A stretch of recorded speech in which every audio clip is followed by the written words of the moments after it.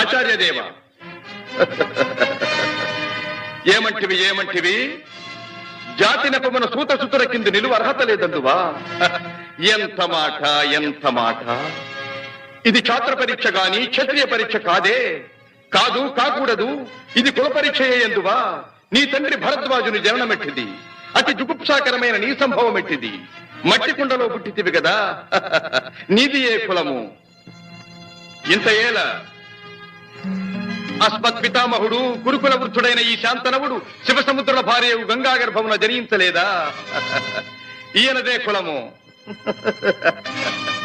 నాతో చెప్పించువేమయ్యా, మా వంశమునకు మూల పురుషుడైన వశిష్ఠుడు దేవవేశ్యకు ఊర్వశీపుత్రుడు కాడా?